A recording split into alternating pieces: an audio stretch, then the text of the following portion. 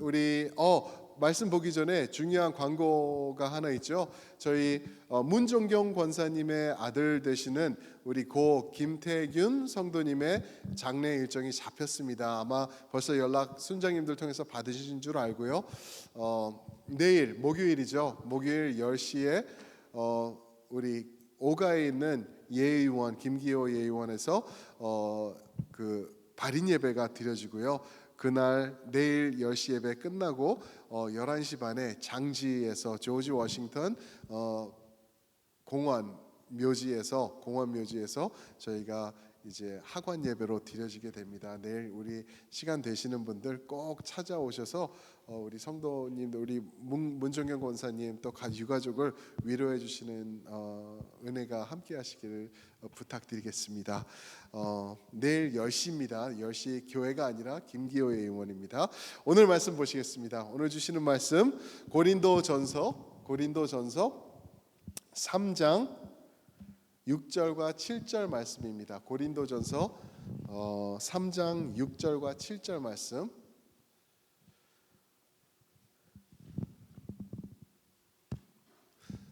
우리 귀한 말씀이죠. 우리 고린도전서 3장 6절과 7절 두 절이니까 우리 한 목소리로 천천히 함께 합독하시겠습니다. 함께 읽습니다. 시작. 나는 심었고 아볼로는 물을 주었으되 오직 하나님께서 자라나게 하셨나니 그런즉 심는 이나 물 주는 이는 아무것도 아니로되 오직 자라게 하시는 이는 하나님뿐이니라. 아멘. 오늘 이 말씀을 가지고 자라나게 하시는 하나님이라는 제목으로 우리 말씀 주시면서 선교 보고까지 같이 해주실 우리 선교사님 하홍정 선교사님, 이혜정 사모님 손 한번 흔들어 주세요. 저기 뒤에 계시죠? 굉장히 부끄러워하세요. 우리 사모님 한번, 사모님 사랑합니다 뜻으로 우리 한번 박수로 한번. 예. 우리 사모님 정말 훌륭하시고 귀하게 사역 감당해 주시고 계시고요. 우리 아까 말씀드린 대로 우리 하 선교사님은 태국 피사눌록 지역에서 17년간 태국에서 사역을 하고 오고 계세요.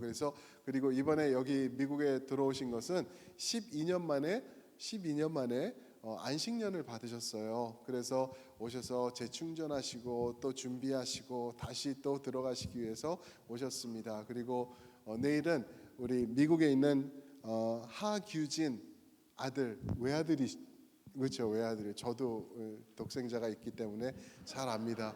예, 규진이가 저 버스턴에 사는데 작년에 장가를 갔어요. 그런데 며느리를 처음 만나시는 거라고 제가 얘기를 들었어요. 결혼식도 못 오셨대요. 그 선교 사역 때문에.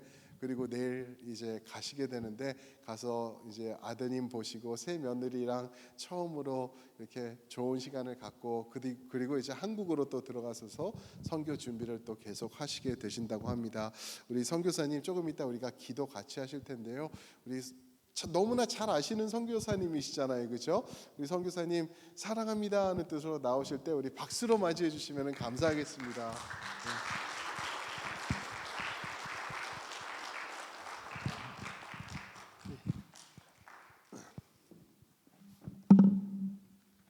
반갑습니다.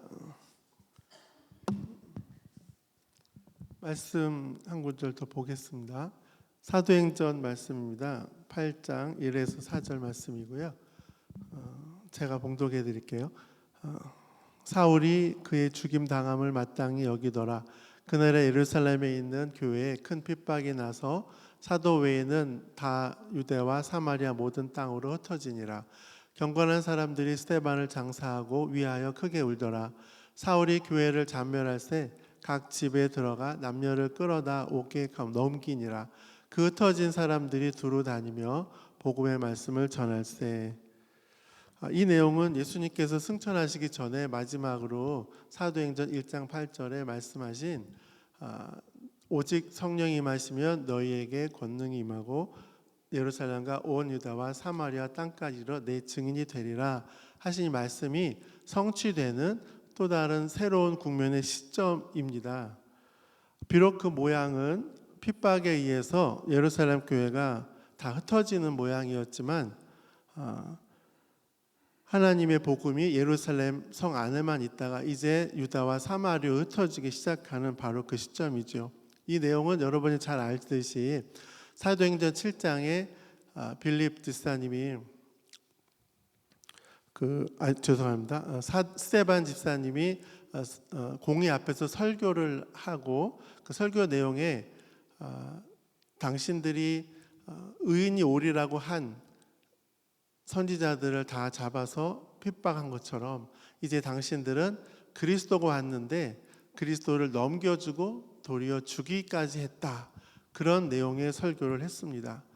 그랬더니 이제 장로들과 서기관들과 백성들이 이를 갈며 흥분해서 스데반을 돌로 쳐서 죽이지요.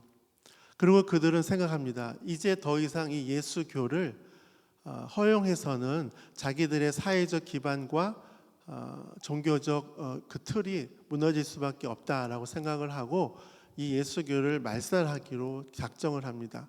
그래서 예루살렘 성도들의 집을 가가호 찾아다니면서 잡아다가 감옥에 가두는데 100명이 갇히고 500명이 갇히고 1000명, 5000명이 막 갇히기 시작했습니다. 많은 사람들이 갇히고 나니까 이제 예루살렘 교회는 하늘이 무너지는 것 같은 엄청난 핍박을 받게 된 것입니다. 하루아침에 엄마 아버지를 잃어버리고 또 삶의 기반인 집과 사업터를 잃어버리고 이제는 더 이상 예루살렘에 머물 수 없게 되었기 때문에 그 몇몇 명이나 되는 예루살렘 성도들은 이제 예루살렘 성을 떠나서 유다와 사마리아로 흩어집니다.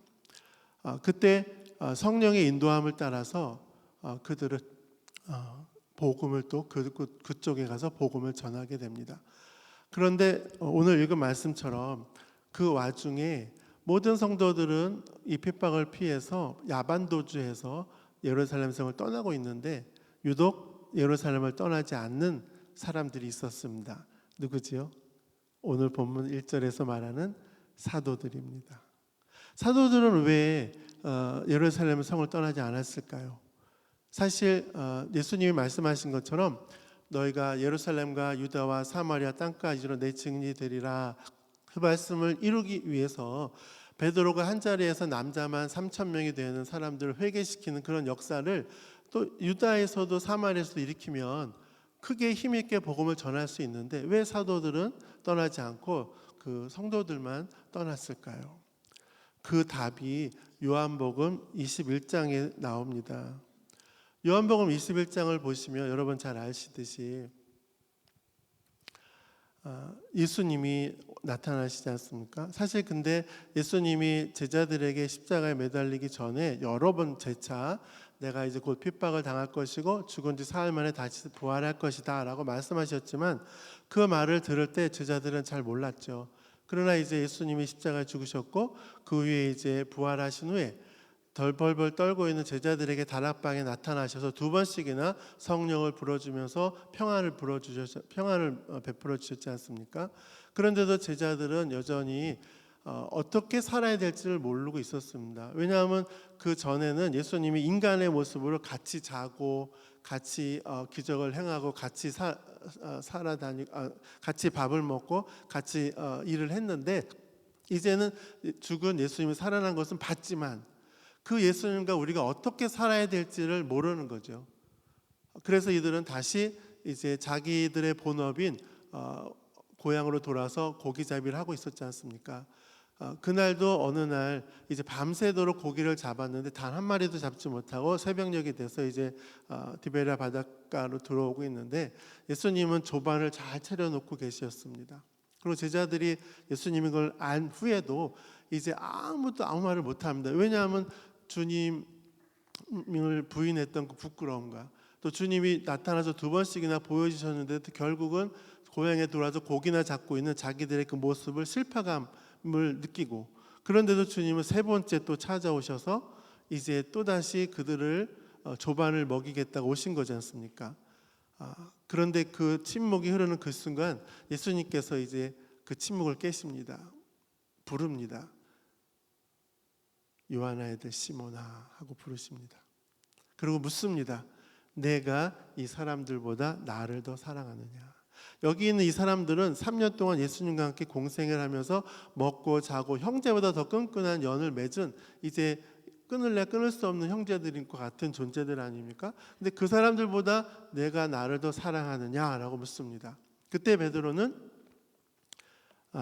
주님 앞에 죄송하고 또 많지만 그래도 내가 주님을 사랑하는 마음은 정말 그 특심이니까 말합니다. 네, 주님이 아시지 않습니까? 제가 주님을 사랑하는 것을요 하고 대답을 합니다. 그렇게 주님은 또 묻습니다. 그리고 베드로는 또 대답합니다. 그렇게 3번을 반복하고 나서 주님이 그 베드로에게 주신 이 부르심을 통해서 베드로는 이제 주님과의 만남이 다시 그 인생을 바꿉니다. 근데 사실은 베드로와 주고받는 대화지만 그 옆에 있던 7명의 제자들도 똑같이 들었고 똑같이 대답을 했을 것입니다. 주님과 함께 죽겠다고 부르짖었던 그들이 주님을 버리고 도망친 그 부끄러움 속에서도 주님은 계속해서 찾아오시고 그러면서 요한의 아들 시몬아 내가 나를 사랑하느냐 하시면서 그렇다면 내 양을 치라 내 양을 먹이라라고 2번째 부르십니다. 이 부름을 받은 베드로를 비롯한 그 제자들은 그 후에 오순절 성령이 충만함을 받고 나서 각자의 사명에 따라서 사명을 받고 이제 복음을 전하는 여러 모습으로 헌신하고 살다가 이제 천국에 가서 예수님을 만나는 그 순간까지 바로 그 순간 주님이 다시 불렀던 그 2번째 부르심의 부름을 단 한순간도 단 하루도 잊어먹은 적이 없습니다. 그들의 삶을 만들어가는 내용이었고 삶을 이끌어가는 목표와 목적이 바로 그것이었기 때문에 그렇습니다. 여러분 예수님께서는 다음 슬라이드 보고 싶습니다.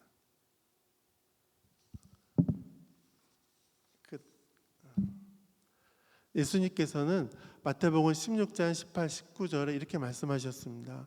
또 내가 네게 이르노니 너는 베드로라. 내가 이 반석 위에 내 교회를 세우리니 음부의 권세가 이기지 못하리라. 내가 천국 열쇠를 네게 주리니 내가 땅에서 무엇이든지 매면 하늘에서도 매일 것이고 내가 땅에서 무엇이든지 풀면 하늘에서도 풀리리라 라고 하셨는데 사실 이 말씀은 예수님께서 당신이 당신의 교회를 이 땅에 세우시는데 그 교회를 우리 교인과 함께 세우자는 말씀이지 않습니까? 천국 열쇠를 누구에게 줍니까? 바로 여러분 교회에 준다고 말씀하셨어요. 그러고서 우리가 여기서 풀면 하늘에서도 풀릴 것이고 우리가 여기서 잠그면 하늘에서도 잠긴답니다. 그 말은 뭐냐면 내가 내 교회를 이 땅에 세울 것인데 그 교회를 나는 너희와 함께 세우길 원한다라는 말씀이십니다. 이 말씀에 의해서 예수님은 요한의 아들 시몬아 내가 나를 저 사람들보다 더 사랑하느냐 그러면 내 양을 먹이라 라고 하셨던 것과 일맥상통합니다. 내 양을 먹이라 내 양을 치라는 것은 바로 교회를 세우라는 것이지 않습니까? 여러분 바로 이 2번째 부르심은 베드로를 비롯한 그 사도들에게 새로운 인생의 목적과 내용이 되었던 것입니다. 그들이 주님 나라 갈 때까지 결코 잊어먹을 수 없는 바로 그 순간부터 마음속 깊이 또 너무나 선명하게 새겨진 이제는 옆에서 같이 걸어다니고 같이 밥 먹고 같이 자진 않으시지만 예수님께서 베드로에게 말씀하시지 않습니까? 내 양을 먹이라. 그 말씀과 함께 베드로는 이제 내 인생을 어떻게 살아야 되고 내가 어떤 목적을 갖고 인생을 살아가야 되는지 너무나 정확해졌고 그것을 위해서 단 한순간도 흐트러지지 않은 마음으로 주님을 위한 교회를 세우는 인생을 살았던 것입니다. 그것이 바로 그들을 부른 2번째 부르심이었습니다. 여러분 우리는 누구나 예수 그리스도를 소개받고 그 주님을 구세주로 영접하라는 부르심을 받습니다. 마치 예수님이 사도들을 부르셔서 당신의 제자를 삼으신 것과 같이 우리는 그 부르심에 의해서 거시적인 우주 교회의 일원으로 첫 번째 부름을 받습니다. 여러분 모두 받으셨죠? 아멘. 이렇게 첫 번째 주님의 백성으로 거시적 우주적 교회의 일원으로 부름받은 누구든지 반드시 꼭 두 번째 부르심을 베드로처럼 받습니다. 왜냐하면 주님이 마태복음 16장 18, 19절에 말씀하셨기 때문에요. 내가 너에게 천국 열쇠를 준다. 나는 나의 교회를 세울 것이다. 너와 함께. 그렇기 때문에 주님은 예외 없이 첫 번째 부름을 받은 주님의 백성 누구에게나 두 번째 부르심을 주십니다. 그 목적은 주님과 함께 교회를 세우자는 것입니다.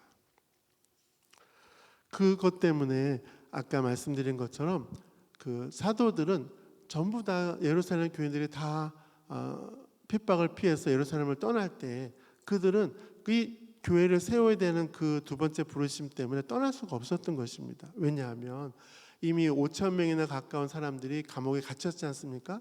그들이 누굽니까? 주님의 교회지 않습니까? 주님이 세우길 원하는 주님의 교회입니다. 그들을 버리고 또다시 주님을 배신하고 예루살렘 성을 떠날 수 없었던 것입니다. 내 양을 먹이라, 내 양을 치라, 내 양을 먹이라 3번이나 반복해서 분명하고 정확하게 들려주셨던 그 사명을 그들은 두 번째 부르심을 버리고 갈 수 없었던 것입니다. 그래서 그들은 스데반처럼 죽임을 당할지 모르지만 예루살렘 성에 남아서 감옥에 갇히더라도 갇혀있는 성도들에게 말씀을 전하고 그들을 위로하며 그들과 함께 주님의 교회를 세워나가기를 원했기 때문에 그 시간 그 예루살렘 성을 떠날 수 없었던 것입니다. 여러분